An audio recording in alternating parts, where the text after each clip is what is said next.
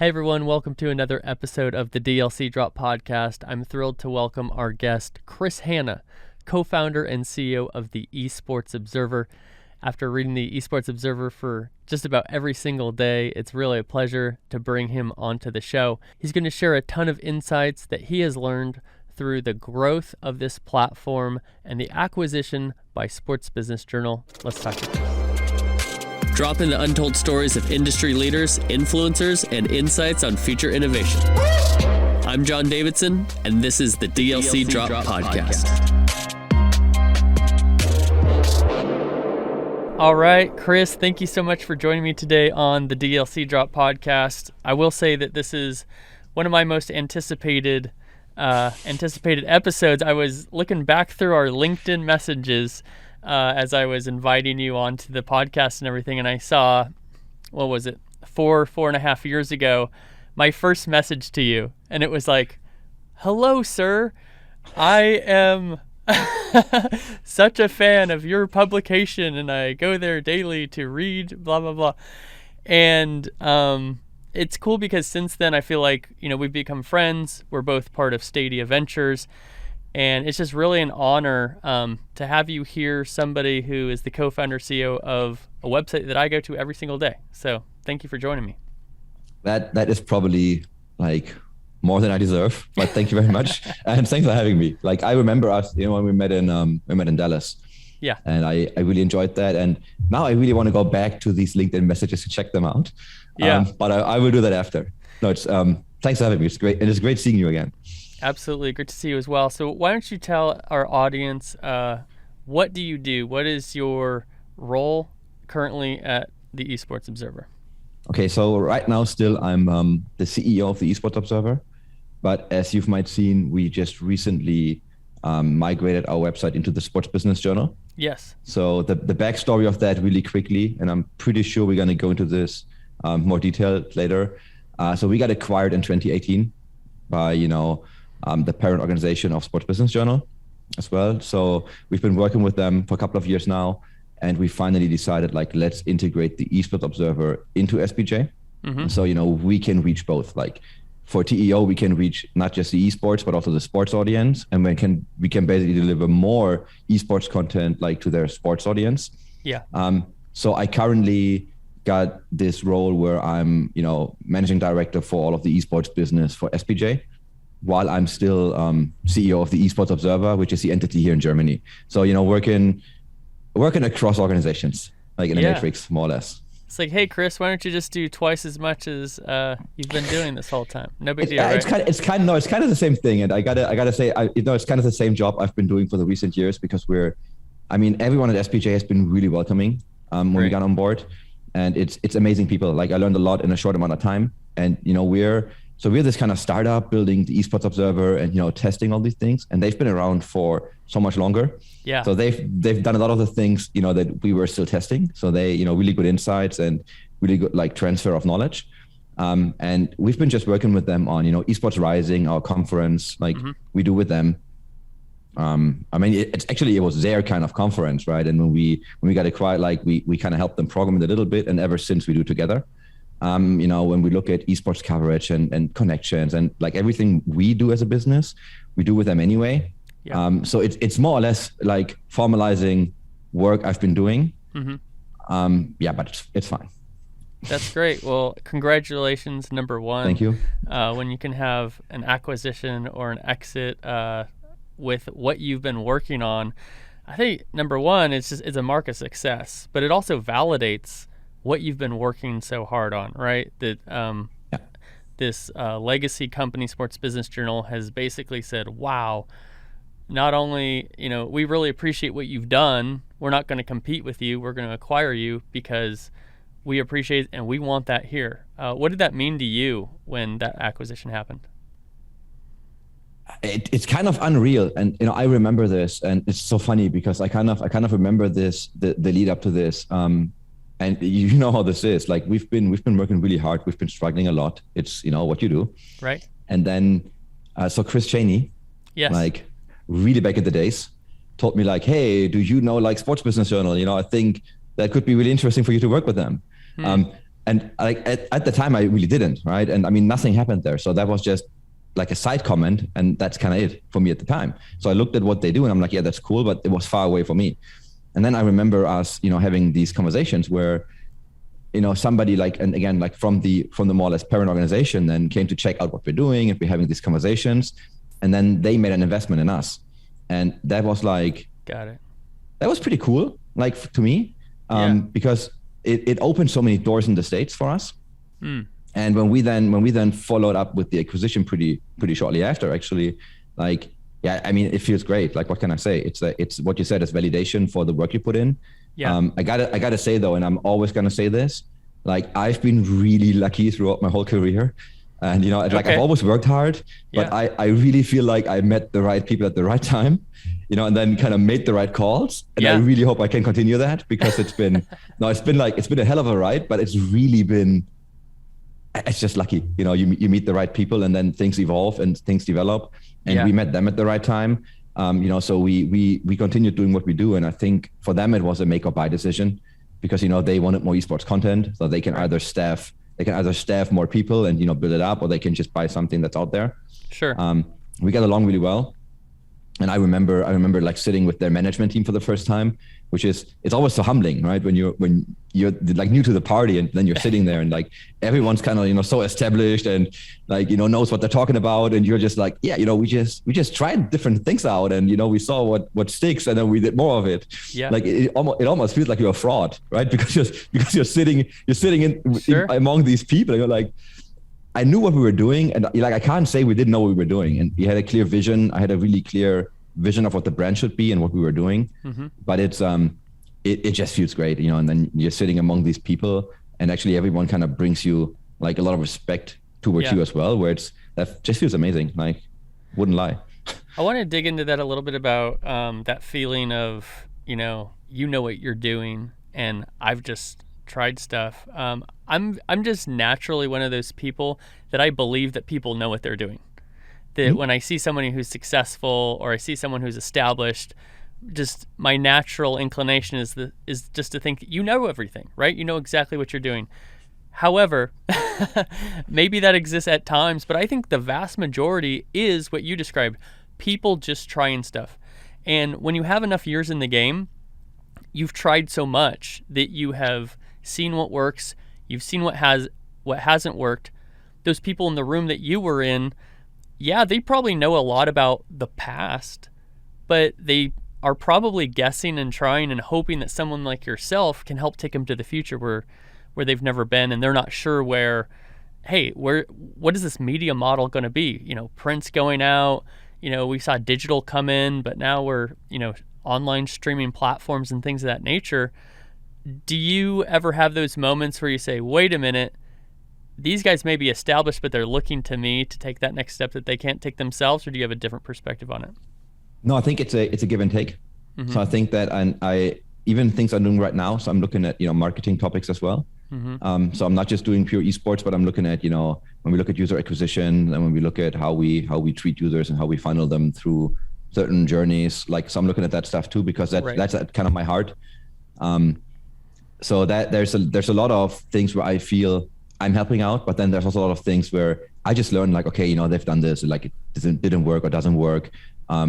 Or where I get like so much feedback on what I'm doing, and I can see what they explored over time. Like there's such a well-oiled machinery. Like if you look at the events they're pumping out, like they're all amazing, and there's so many, right? So if you look at these kind of things, and like when we did 2 conferences in TEO, like standalone, crazy. Like the amount of work that goes into a business conference. It is. And we had like 200 plus people, like delegates there, right? And we different programs, and we did one in New York, then we did one in Berlin. And, we experimented with the formats, where New York was really like, money focused and like, esports and business. Mm-hmm. And Berlin, we did more like, okay, let's talk about the culture surrounding esports. So we didn't look at esports per se, but we looked at the adjacent industries and tried to figure out, what do people in these industries do with esports, and what do they see in esports? So, we got media people there, like we got, like publishers, like we had all these different people there to talk about their experience with esports. Mm-hmm. But then we also made it about fashion. We had a fashion show going on to just show like, some esports fashion, like some esports merchandise as well. We had like stormtroopers roaming around, like just all these kind of funny, nerdy things where we felt like let's do a little bit more of an experience. Yeah. And that is like incredibly hard to put together. Like, and that's stuff that, I mean, you figure out when you do it, because it looks like, it's fine. But then when you're in it and do it, like, kudos to the team that did it at the time. Yeah. Incredible. Like, such an amount of work. It worked out well, but it was insane. Like, these are the learnings that you take then, right? And where now they've done all of this, right? So they have this, you can slot things in and they know exactly what to do. They have all their schedules fixed. Like, it's just like, they can just pump it out, and that makes it really easy. They've built a system, right? Yes. Yeah, I think that's a great analogy for the esports industry as a whole. There's a number of things that can be best practices that can be taken in from traditional sports, traditional media, other types of industries that have been around longer than esports. But there's also those moments where there's something that has to be innovated, that has to be completely created from scratch. And you also have two groups of people. I talk about this all the time. You have the endemic esports industry, which is typically run by a lot of young people who don't have a ton of experience.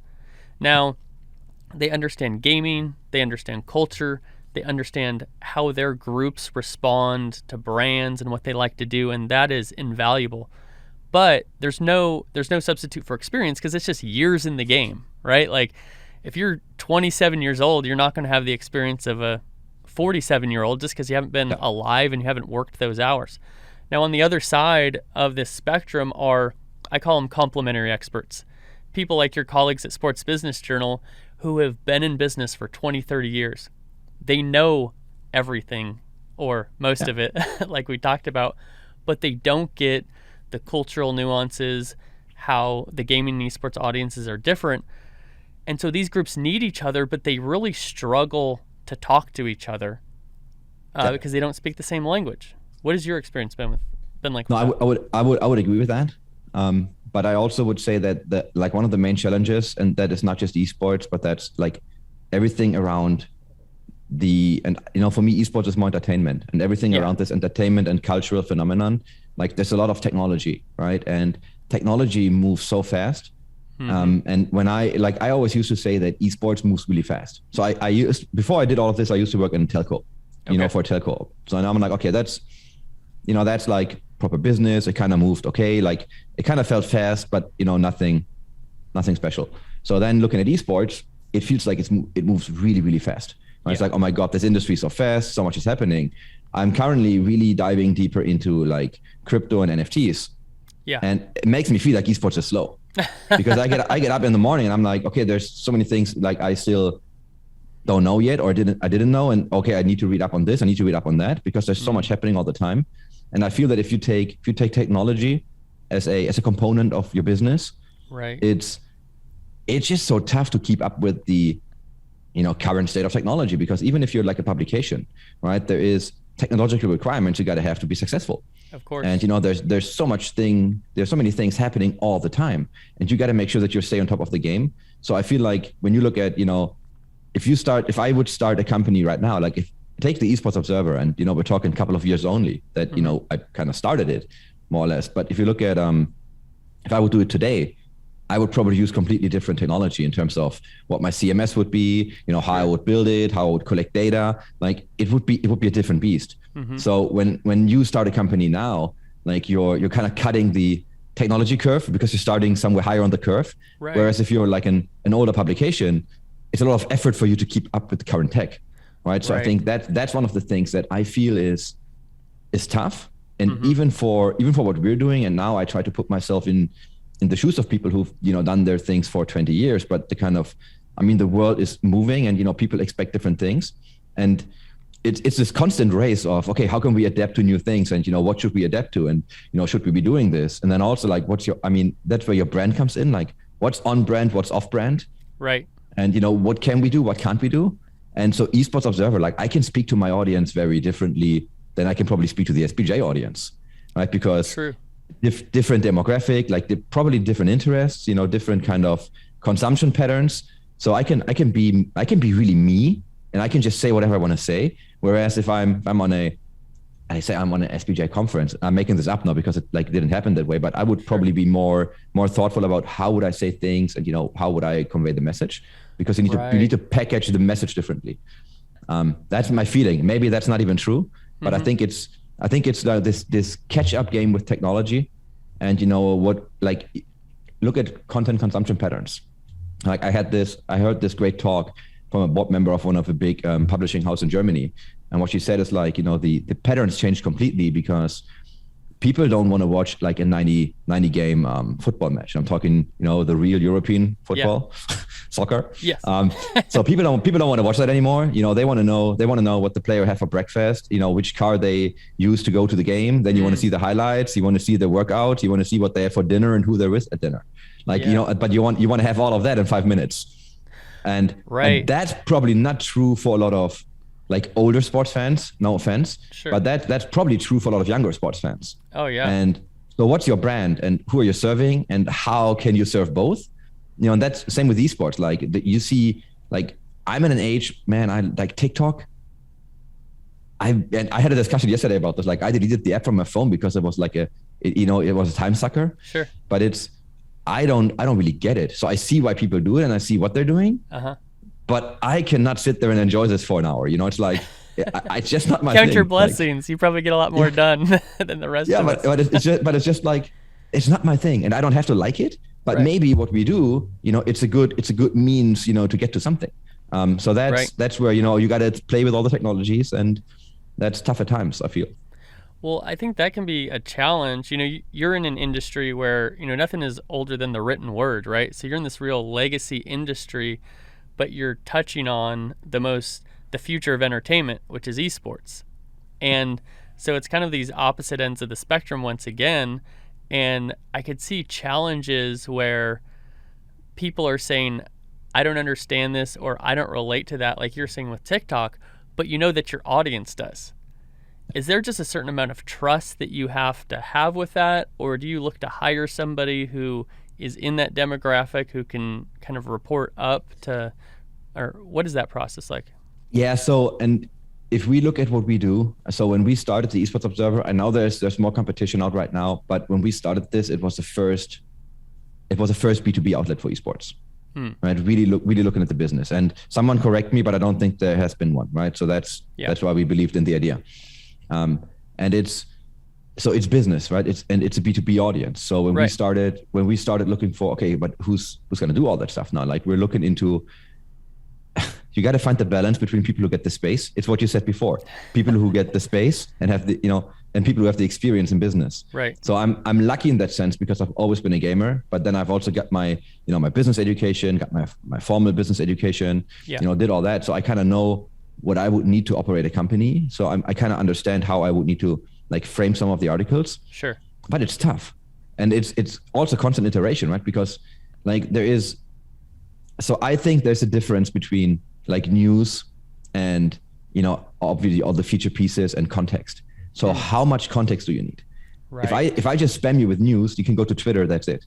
Right? You don't need my website. Good point. Yeah. But if I give you too much context, like I probably overwhelm you because I'm going to use examples and things that you don't even know. So now you read about this one topic, but I'm going to throw in so much into the mix that I lose you. So I think it's such a fine line to find the right balance of how much context do you give a person and how do you explain it, right? So where do I start? Because right now, can I assume people already know what esports is? I thought so. I go to events and so I've been to a live event recently, which is great, being back to a live event. Yeah. But then you realize okay, so people did not learn it all in the recent 1.5 years during the pandemic. So you still got to go back all on and TikTok. Start. Yeah, but you still got to start, kind of and help with context. So it's always these kind of battle of the balance. Like how do you create your content? Sure. And if we do B2B, we have some really hardcore financial analysis. Yeah. And I'm pretty sure that if this hits our esports audience per se, right, the younger generation, right, I think a lot of them wouldn't care. But then also there might be people who don't understand it because our reporter who's writing it, he's hardcore in it. He writes that stuff down, and it's for sure. Okay, cool. That's a heavy piece. It's great, and it's really thought through, but it's heavy, right? So that's where it's just tough to find the balance, really. Yeah. Any content with numbers is a little too heavy for me. I'm just going to throw that out there. Personally, I'm not a big numbers guy. I love numbers. If it was for me, like all of our articles would have a graph and numbers, all of them. Hey, we need to collaborate then, because I see our weaknesses and strengths being complementary here. One thing that you're talking about with this context that's going through my mind is it really depends on who your audience is, right? I speak on a number of panels, and I did one not too long ago, and it was so Esports 101. It was starting from, why do people even watch other people play video games, Yeah. And then I've got other panels that I'm on where there's a Q&A, and it's going real deep. We're talking about the metaverse, and we're talking about, enhancing experiences for audiences so they embrace brands and like this deep marketing stuff. So it could almost be article by article based on the proper context, but you kind of have to hit probably a nice balance, right? So how are you identifying who that audience will likely be for that article to determine the level of context required? Yeah, so I can tell you what my initial thoughts on content generation is. So when you look at an industry, like, doesn't matter if it's esports or you look at an industry. So when I looked at esports, like, what moves it forward, right? And so what I in my head, and there's more now, but what I initially had in my head is like, okay, there's always people. It's about people, and it's about money, and then it's about relationships, right? Because like, it's either a relationship between people, or companies, entities, and there's money in the game. Yeah. So that's how I kind of identified, okay, what do I want to write about, or what do I want to see on the website? Because I do write every now and then, but I don't write a lot. Sure. So it's okay. Now we looked at, okay, now that's cool. So what does it actually mean? Like, look at money. So okay, there's investments, there's acquisitions. There is, monetary sponsorships. There's money flowing around in sponsorships. Sure. So you look at like some partnerships, you look at other collaborations, and then we kind of started to define, okay, so here's what we want to cover, right? Here are the things we want to write about. And then, okay, so how do we do it? And then we looked at, okay, let's take the top games, with the big leagues and, the ones that are really kind of promising. And we built our own index to understand what the top games are. So, and I'm not sure if you've seen this, but we use this internally as much as we, send it out every quarter to the world. We kind of take different KPI and we calculate a score, and then we say, here's the top games, 10 PC games though. So, interesting. That's just one internal kind of thing we're using as well for us. So we look at, okay, let's take the top games, let's look at the leagues, all the teams participating in these kind of leagues, and then let's look at the kind of brands involved. Right. And that's our kind of space we want to cover, because it's a bit higher end. It's not everything. But then, of course, we're going to pick up like pop cultural elements if they're relevant, right? If there's something else happening and it's important or relevant, like, we also cover that. Like, by now, the lines are a bit more blurry. So it really depends on, do we believe, and, we as in the team, does the team believe that's a good story? They're going to write it, and we get pitched so many things. So they look at, okay, that's more relevant than this. So, is it timely? Is it important? What's the impact on the industry? Right. Is that something that, John needs to know in order to run his business? Right. Yeah, probably that's relevant. So let's bring it.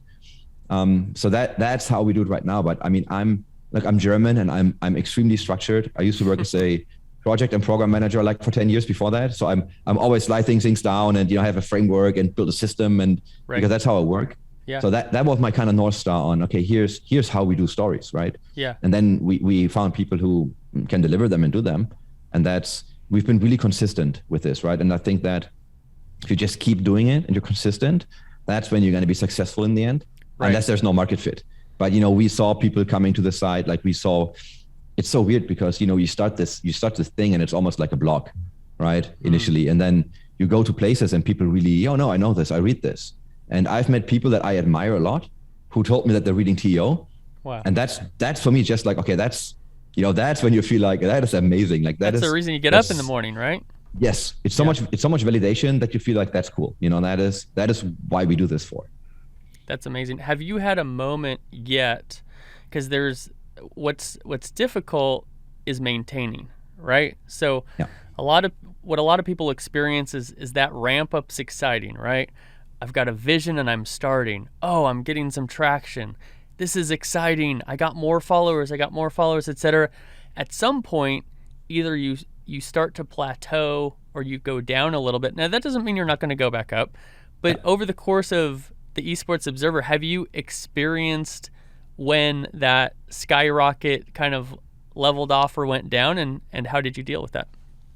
Well, I mean, it leveled, like you plateau a couple of times, right? Because that's when you got to figure out, okay, so what do we need to do now? Like, what can we do now? Or you have a not lack of focus per se, but there's so many things. So we were a small team, and we were doing events. We were back in the days, we were building our own data products. So we built like Twitch analytics, we built like social media analytics. So everything from Twitter, Facebook, you could analyze every single post of teams, compare engagement and performance. So we really built it with the mindset of, let's build Bloomberg for esports. And I always wanted to build like this kind of Bloombergish terminal where you have a terminal with all the data that you need, right? And then so the idea was like, if we tracked all that data, then we can identify the trends and the stories that are relevant, and then we can write content about it. Smart. And when we write content about it, we would get more insights and probably get more data. So it's kind of, yes, amazing, exactly. Yeah. And then what you do is, like, when you identify the trends, like, you program an event where you talk about that stuff. Yeah. But now you're not going empty-handed, but you're going and say, you know what, there's been 5 million, 500 million, whatever, been invested in this sector of the industry. Right. So let's talk about that. Why is that happening? So that was the whole kind of motivation behind building it initially. Like, dude, turned out to be obviously more complicated than it sounds. Of course. Building tech while running events, while maintaining the website. Like, we probably took way too much work on. Sure. It was fun. It was horrible at the same time. And then, it's like, that's when you plateau, when, something didn't work out, or, right. There were so many setbacks in this kind of things where, okay, we got to do this differently, and, let's do this, let's do that. And then you got to integrate all of it somehow. So there've been a lot of plateaus, and there've been a lot of setbacks with building all of this at the same time. Yeah. Would I do it differently? I'm not even sure. I don't think so. I think I would do it again. Yeah. But that's when you just okay, you don't stop. I mean, stopping was not an option, right? It's like, so how do we get through this? Just like, let's push through this. And then we need to have a session where there's pictures. I still have pictures on my phone where we were sitting like in a room with two kind of tables moved together, and we were fixing smaller bugs. And we did it like all night, right? Wow. Because we had to. I mean, what do you do? It's like, it has to be done. Yeah. So you just keep going. Because we all had this vision in our heads. We're like, that's what we want to be. Here's what we want to be. And I honestly believed back then that we had a good shot at it. Yeah. And, in the end, turns out we did. And now I can tell you the beautiful story. It's amazing. Like, it sounds so great. But did we struggle? Yes. Did we struggle a lot? Absolutely. Right. So it's not always sunshine. I think that makes it a better story, Yes. Because if you have the stories of, like, you said earlier, you mentioned I got really lucky, and it's like, okay, well, how do I replicate that? Or, yeah, I just had my big break and everything was sunshine and rainbows and lollipops, and it's like, okay, great, because I'm over here struggling and having a hard time, and that just happened to work out for you. I can't even relate to that, but when your story includes the struggle and includes the setbacks, I think people look at that and they say, wow, that's what I'm going through. That's what I've went through. And it gives them hope, and also gives them a roadmap of how to get through it beyond just the emotional piece. But here's where and when I say you, I mean the States, right? That's where you're like far ahead, because I, like, as a European, as a German, I get the feeling that if you fail, and like whatever failure is, right? You build a startup, doesn't work, right? It's okay, because you just set out to do a new thing. Right. But if you fail here, like, people really look at it as a failure. It's like, oh, he wasn't able to pull it off, and he wasn't able to do it. So people stop talking about it. And I think in society right now, we don't talk enough about that. It's the same with, like, when they're burned out, or, they get really like mental issues because they can't do stuff at the moment. Right. Like, people don't talk about that. Right. But what's funny is, the moment you open up to a person and you start talking about it, everyone has their story. So when I took my MBA, like, a lot of people afterwards set out to build companies, right? And we've been in touch, and it's obviously not always sunshine, right? And then when you say, look, I'm struggling with the situation, like, can you help me? Because we trusted each other a lot. Yeah. And then all of a sudden, they're like, dude, I've been through the same thing. I struggled with this. Here's what I did. It didn't work. Then, this kind of is how I tried to tackle it. And all of a sudden, you figure out, like, everyone's been through this, but you're just not running around. Like, people just try to be successful. I want to be perceived as successful. So we don't talk enough about failures, right? And I've made so many mistakes in like building up TEO and all the, like, even today, like I'm pretty sure I'm making decisions that are nonsense. Sure. But that's how you learn, right? And that's how you, I mean, you have to make some of the mistakes. It's like, you know, when your mom tells you don't do that, it's not going to work. And you're like, I'm going to do this. It's going to be fine. And then in the end, you know, she's right. But no, you know, you only know, like, you know, it's hot if you touch it. Like if you just believe it's hot, like it, so these kind of things, right? So I feel that the one thing we should all overcome is like, we should talk more about our struggles and how we overcame them, or even if we're still in the struggle, like, I don't think it's a problem to tell people, look, I'm like, I don't know how to deal with this. Like, did you experience this before? Like, can we, like, you know, people will open up and then you get into conversation, but I feel nobody wants to appear weak first in a way. Like, so that I think is a major problem. Yeah, I think too, like when you look at how content resonates, I think, you know, Instagram, Facebook, these social media platforms, they get a lot of, you know, people just see this best life, right? And it's like, oh, they're living that life, and why is my life not like theirs? And well, it's because you experience your life all the time, and you only experience theirs when there's a filter on it. Yes. And they're looking at a mountaintop or on top of a building or driving a new car. And I dictate what you see. Like, exactly. I can, you know, it's like I tell you, if I can reinvent myself, and I can show you who I probably want to be or who I wish I was. Sure. Right. And that's the message you're getting. So it's not, and that's where, I mean, I'm on Instagram still, like probably too much, you know, but I'm not on TikTok too. No, but like that's where I feel it's what you said. You look at it through a filter, and I feel that, you know, people often lose touch to what reality is. And it's like, and it's not like I mean, look, I've been lucky. Like we exited the company and like everything worked out. Like, did I do this? Like, can I put this on my kind of list? No, because I got so much help doing all of this. Like if it wouldn't have just been me, like no way I would have been able to take it there. Right. So I've got a lot of support at home. Right. So there's a partner basically. So she helped me, you know, get all the other work out of my head so I can focus on work. So she took care of everything else. Right. That's amazing. Like business partners who, you know, were just taking things over and like helping and giving advice. And then you look at the team. Like if we wouldn't have had the team at TEO that we had, like there's no way we could have taken it to where it is right now. Right. So it always also sounds cool because, oh yeah, you know, I kind of founded it, but yeah, like what does it even mean, man? It's like, you know, I mean, yes, you have the vision and you try to inspire people, but there's so many people involved in all of this. Yeah. And you know, that's the same kind of thing where it's like, you sometimes just get lucky. And I believe that if you're working hard, you're more likely to get lucky. Yes. Right. So if you have a good opportunity, sometimes you need to take a shot and either it works out or not. But it's really about like, nobody does it alone ever. Right. And you know, if you fail, like I really think that, and I think Germans are sometimes bad with that, you know, with like just having a culture where failure is more accepted. And now you have all these like, you know, see, I'm not even going to spell it out because I know we're not talking with these words. But there's all these nights where people talk about how they messed up their startups and stuff, and then they, you know, really talk about like what the mistakes were they made. And I don't think that we don't have to glorify all of this, but I think it's just good to hear the stories of people struggling, you know, and missing opportunities or not. You know, it's not the Hollywood glory story, and I think that's where you learn from the most. If there was one moment that you have in mind where you had a challenge, you had a struggle, but you overcame it, and it's something that you feel that people can learn from, what would that be?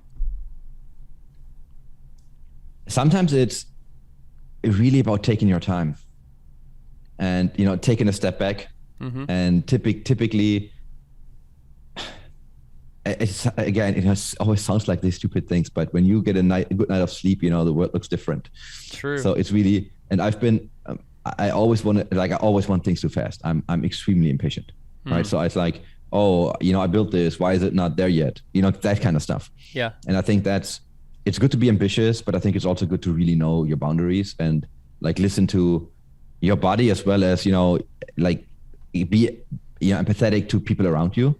Sure. And I initially missed that. I could tell you that, like, if I could like go back, I would probably do things slightly differently in terms of, you know, how I react to certain situations, because I've been really like pushing through this, like, because I really wanted to get it done. Yeah. But you know, that's how you learn. So I think it's, sometimes take your time, you know, it's not, it doesn't even like, it's good if you're fast and ambitious, but not everything has to happen today.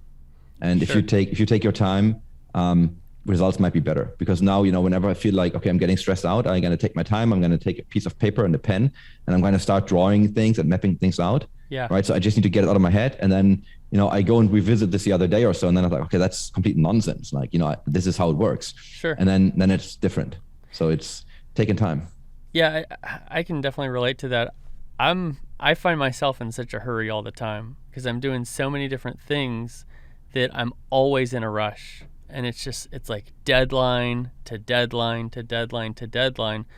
And I've noticed the moments when I'm not in that situation, when you're not in a rush to do something, when you can really take the time to, there's not you're not looking at the clock, I got to have this done in 2 hours or by the end of the day, or I got this other meeting, but just, hey, today or this afternoon or whatever, I just have more than enough time to accomplish what I need to accomplish.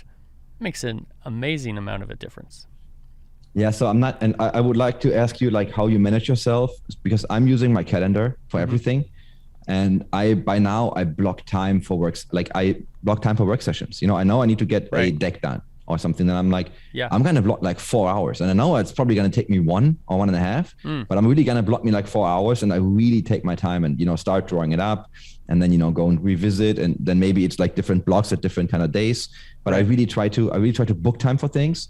But I sometimes, when I know it's important, I book more time than I think I'll need, just to make sure I have that extra time. But how do you deal with that? Like, rushing from like deadline to deadline. How do you come down? Like, what's your strategy? I'm figuring it out. I'm talking to you. Good. No, the way I do things, I have been guilty of my calendar dominating me more than me dominating my calendar a lot of times. I kind of go back and forth between like really good weeks where I'm like, yeah, I had that really well planned out. And then I have other weeks where I'm more reactionary, right? I think one of the biggest challenges is with a lot of phone calls and a lot of meetings where, okay, I spent all the day talking to people about the work that needs to get done. When am I going to, now I got to do all this work and the day's gone, right? And I think, like, honestly, man, I think that a lot of meetings that people have are just nonsense. Right. Like, it's because it's what you said, right? It's talking about the work that needs to get done. And I understand why it's important, but I think that most meetings, like, you could probably cut in half. Sure. Like, as a general rule. And, like, there's people having meetings to have meetings. Mm-hmm. And, I get, like, it's so funny because I got a lot of people reach out to me, because they want to talk. And they always talk about an exchange where we all know it's like, it's a one-way conversation because they want to learn something. Yeah. And even that I'm kind of fine with. But then I have people like, oh, can I get an hour? Or, hey, do you have like an hour for this and that? I'm like, I'm sorry, but I actually don't. But if you tell me what you want, be specific. And then you figure out that most people don't even know what they want. It's like, I want to talk to certain people. And I understand that you want to, gain knowledge. And I do that too, right? I like to talk to people that I really admire and think they've done great things. Sure. But I typically come prepared with a list of questions I have. And, even when I make content, I'm like, here's what I really like to understand, like how you do this and this and this, right? So it's really what I want to learn. And I feel that most people not most people, that's unfair, but a lot of people that contact me don't have that agenda. So when I throw it back to them and say, I'm happy to speak to you, but can you help me understand what you actually want? Then often there's nothing on the list. Interesting. Yeah, that's a good way to think about it, is before those meetings, how do you prepare ahead of time so that you're making the most out of your time? And then you can probably cut that meeting in half, or you have more time for more purposeful things. Am I hearing that right? Yes. Yeah. I think the other I think it's preparation. Like, if I want to talk to you, right? So I at least need to do my homework on what you do and what is it I believe I can learn from you, or where do I need advice, and then go and approach people with that. And then I feel the more specific you are, the more likely people are to respond and really take time for you. So to follow up on that point, something that helps me too is understand how I personally work as far as like time in the day. So I'm very much, I'm a morning person, but not a morning person. What I mean is my bed is so comfortable, and every morning I'm like, I'm gonna miss you, Yeah. But once I'm up, I get the coffee going. That's when I do my best work. And so what I've identified is if I have my meetings in the back half of the day, in the afternoon, I'm doing my computer work and my writing, my campaign strategy, all those things when I am most productive and most focused. Then in the afternoon, I have these calls, and then I can follow, and then I'm exhausted by the evening, but then I can perform those follow-ups the next morning when I'm productive again. So I think that's something too. Some people can work all night. I got a friend, he lives on a high rise, so he's always posting these beautiful views, but he's always got his laptop. It's like 2 a.m. and he's like, work never stops. And I'm like, stops for me, brother. Like, I need a break. But it's different for different people, right? Yeah, it is. And I think for me that I'm going to steal your phrase. I think that's where my calendar kind of dominates me in that sense, because so I'm in Germany. So we're looking at Eastern time, 6 hours ahead. Yeah. So like when I'm in my mornings, like it's kind of quiet, so I can do all the stuff I need to do. But then, if you assume that like work starts in the US, let's say at around like 8 o'clock, 9 o'clock, it's my afternoon. So even when we schedule the session, right, it's like, hey, I'd love to just accommodate your time. I don't mind. But if we do it your afternoon, it's my midnight. So that's probably not going to work for me. Right. So can we do it your morning? And that is where my evenings are typically booked out. Because I can't travel, right? So I wasn't able to travel. So now the kind of ban will be lifted for November. So the moment I can, I'm going to be on a plane. Right. But since there's no travel, I can't be in the same time zone, which would be way more effective for me to be in, because I can have all day all the meetings I need. Right. So right now it's like I get up in the morning. It's what you said, right? I have my coffee, and I do a bit of work. Then I'll typically go and do my gym stuff. Yeah. That's my first break.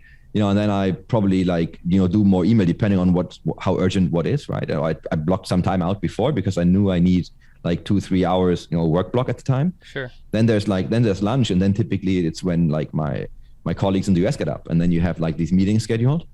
And I by now try to not have it run too far into the night, but it typically I'm working late, and I'm okay with it because I'm actually not a morning person at all. Okay. So I mean, I can't perform in the morning if I have to. Yeah. It's the same thing. You catch a flight. It's how this is. You catch a flight at like 7 a.m. Like all of a sudden you can get up at 4, no problem. But if you would wake me up 4 a.m. any other day, like I'd probably kill you. So 100%. But that's how it is, right? So when I took my exams and all this stuff, like I learned at night. So I really had this weird schedule where I would wake up, I would do all the stuff I have to do, and then I would start like learning at around 6 p.m. Until like midnight or 1 a.m., 2 a.m. and would then go to bed, sleep until like 12, 1 p.m. or whatever. And then, it's repetitive. So I'm more of a night person, and I enjoy the silence and the quiet and the dark because that helps me focus. The less distractions. Interesting. I'm way different. So, see, but that's what it is, right? So now you got to figure out the right mixture and how you bring the pieces together. Right. And then that's how you build a good team, right? So, and what you said, like know what your weakness is, know what your strengths is. And I always feel like, people always talk about how you have to, you gotta work on your weaknesses. And I feel like, there's some, like if I have a bad trait, I probably need to work on that. But if it's just about, I'm good at this, like I would double down on it and then hire someone to complement my weakness. I've heard that exact same feedback. It takes me so much more effort to work on my weaknesses than it is to double down on my actual like good side, right? Yeah. So unless it's something that's harmful for your life or for other people, right? So unless you're, I don't know, like whatever the downside is, but if it's really just, okay, I'm not good at accounting for whatever reason, like hire an accountant, right? And then go and do other things. Like if I can do sales better than accounting, like I'll sell more and then I pay an accountant. Like, so that's kind of the idea. And I feel, so I'm not a fan of work on all your weaknesses, because I think, like double down on your strengths. If you can complement your weaknesses, build a good team, and then let's go. I love that. Well, rounding out this episode, I know you have a hard stop. We've talked a lot about building teams, and so I'd feel remiss if I didn't dig into that a little bit with some of your expertise or your advice for the audience.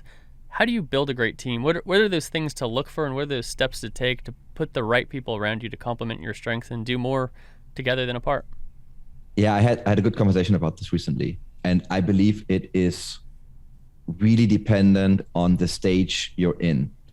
So, and I'm really honest, I think if you build a company, so we're building a startup now, and it's about sales, and you're passionate, but you can't do sales. Like in an early stage, I have no time to train you how to do all of that. So I love when people are passionate. Like I really love it, and I really love to train people. So I'm, like education is at my heart. So I mentor students. Like I'm kind of writing stuff to help people. We're working with universities. So I really want to make sure that people get most knowledge and we can build up the next generation. Yeah. But if I need you to do a certain job right now because we're, on pressure, like Mark Riccio said it, it's like, as an entrepreneur, you have an hour, how do you spend it? You have $1, where do you spend it?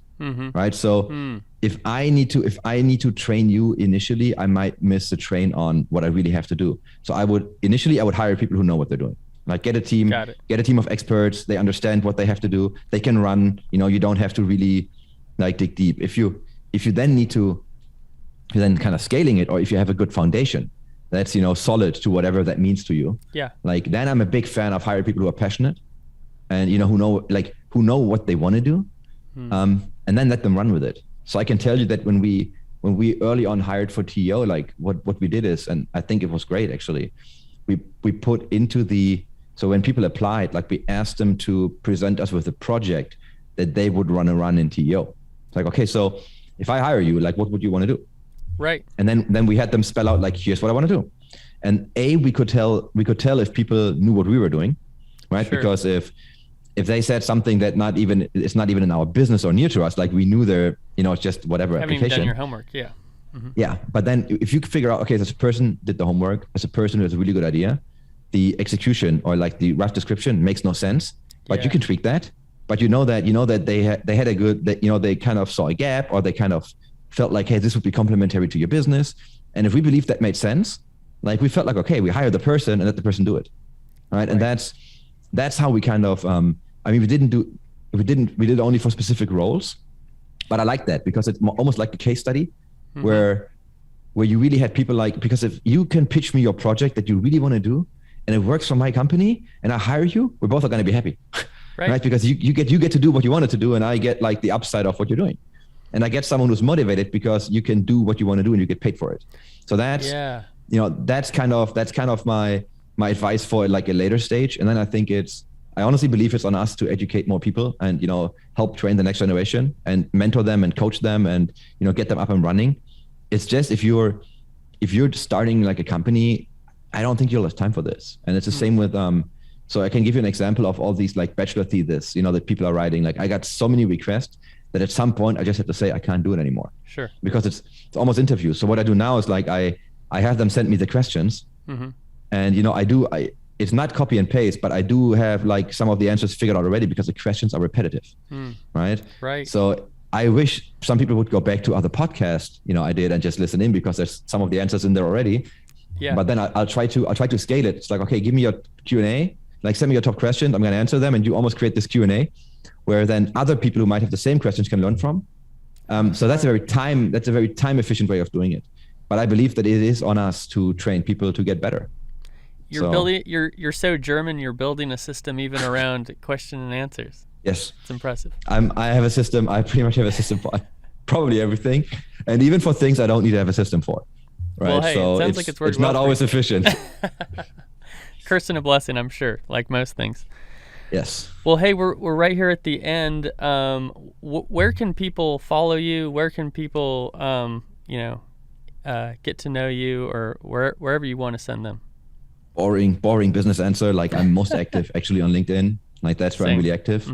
And then I read Twitter. So I kind of took a step back from social media in a way of like super active posting all the time. So I do it on LinkedIn if I really want to get a message out or if I have a question. Like I do a lot of, hey, here's what I saw. Here's how I think about it. How do you feel about it? Sure. Right. So that's what I do. Probably like Twitter or LinkedIn. Twitter or LinkedIn. And what are the handles there? Obviously look up Christopher Hana. Super German. Yeah. Christopher Hana on LinkedIn. And if you look for Chris Hana on Twitter, you'll find me, but the handle is Herr Hana. Okay. So my last name and like the German hair. Perfect. HERR. And then, you're going to find me there. Fantastic. Well, I appreciate you joining me today. I learned a lot. I feel like the audience definitely learned a lot here. Boy, you've done so much. It's just an honor to have you, and just appreciate you joining me today on the DLC Drop podcast. No, I really enjoyed this because it was a different conversation. Like, it's very different topics. So thank you very much. Perfect. My pleasure. We'll talk with you soon. Thank you for listening to the DLC Drop podcast. This podcast is part of the Esports Future I Podcast Network and produced by Innovation Media Enterprises. Make sure you subscribe on your favorite podcast channel and leave us a review.